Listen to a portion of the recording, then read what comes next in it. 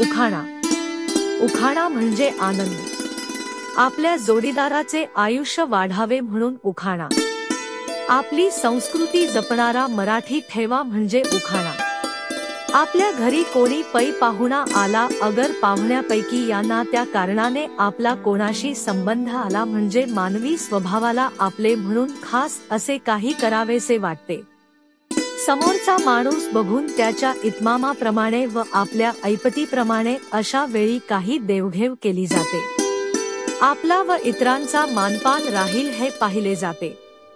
विशेषतः स्त्रियांच्या जीवनात असे मानपान फार बारकाईने राखले जातात, सांभाळले जातात. चारचौघीजणी लग्नकार्याच्या कारणाने, मुंजीच्या निमित्ताने, डोहाळ जेवणाच्या निमंत्रणाकारणाने, बारशाच्या मंगल समारंभाच्या निमित्ताने किंवा नव्या नवरीच्या कोडकौतुकाच्या आनंदाकारणाने एकत्र आल्या म्हणजे आपला स्वतःचा मानपान चांगला कसा राहील याबद्दल फार दक्षता घेतात. अशा वेळी आपले स्वतःचे राहते घर चंद्रमौळी असले तरीही एखादा राजवाडा मागे सरावा अशा थाटाने त्यांना बोलावेसे वाटते. त्यासाठी आपल्या पतिदेवाचे नाव घ्यावयाच्या कारणाने त्या आपल्या कल्पनेला भव्य उड्डाण घ्यायला सांगतात. उत्तमोत्तम शब्दरचनेला सामोरी यायला लावतात आणि लहान लहान पण यमकबद्ध अशी वाक्यरचना करीत फार चित्ताकर्षक बोलणी करू लागतात.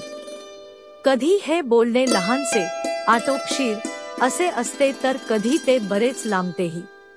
अशा वेळी हे लांबलेले बोलणे, ऐश्वर्यशाली बोलणे तर ती करतेच, पण त्याचबरोबर आपली नाती गोती, हौसेमोजे कारणाने पतिदेवाचा होणारा प्रवास, विडा खाण्याच्या निमित्ताने एकत्र गोळा होणारा देशाचा भूगोल, सणासुदींचा वैशिष्ट्यपूर्ण इतिहास, मायघरची चालरीत, सासूच्या घरचे वळण इत्यादी अनेक गोष्टींना गुंफीत भारी सुरेख वातावरण उभे करते.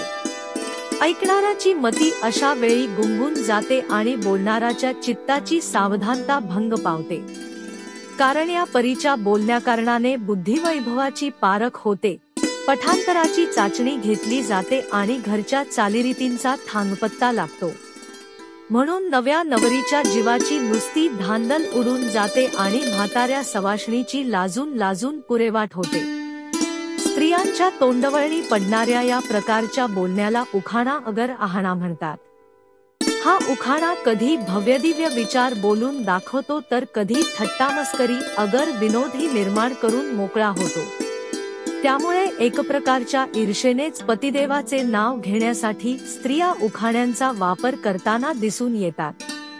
आपल्या पतिदेवाचे नुसतेच नाव घेतले तर त्याचे आयुष्य कमी होते या भीतीने व खुळ्या समजुतीने त्या उखाणे घालतात.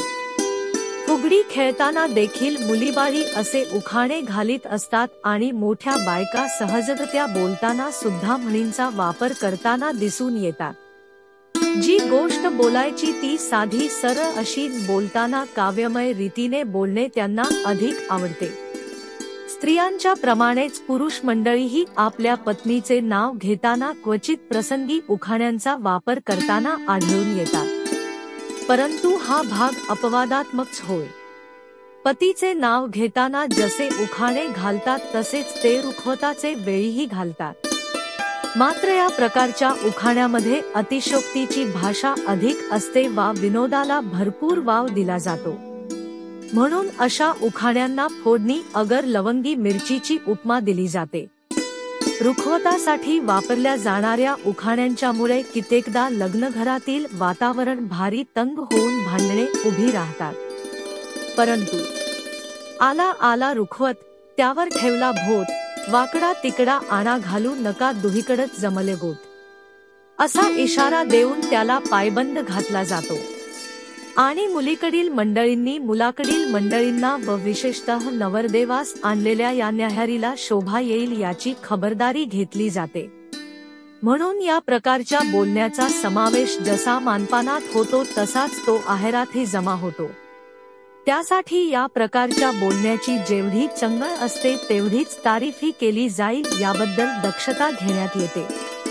कारण या बोलण्यामुळे बोलणाराची चालरीत व त्याच्या घरचे वळण पारखण्याचा प्रघात पडलेला आहे.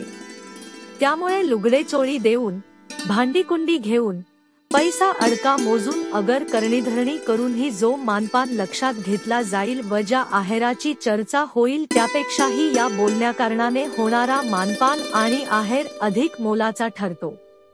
कारण बाकी काहीही नसले तरी चालेल पण चांगल्या वर्णाची माणसे मिळावीत ही अपेक्षा मुलीचे लग्न करताना बाळगली जाते. त्याचप्रमाणे या उखाण्यासाठी वापरण्यात येणाऱ्या भाषेवरून व कल्पनेवरून माहेरच्या घराण्याचे मोजमाप केले जाते. अशा वेळी एक गोष्ट प्रामुख्याने लक्षात घेतली जाते ती ही की मुलगी आईकडून हे धडे घेते आणि सासरी ते पुढे मिरवीत राहते. म्हणून हे उखाणे अतिशय मोलाचे मानले जातात. ह्या उखाण्यांचे अंतःकरण मोकळे असते, त्यामधील विचार खेळकर असतात आणि त्यांचेसाठी वापरली जाणारी भाषा चटकदार असते. रामायण महाभारतापासूनही या उखाणे घालण्याच्या चालीरीतींचे धागेदोरे गवसतात. म्हणून परंपरेने बराच काळ चालत आलेले असे मायमराठीचे हे एक मौल्यवान लेणे समजले जाते.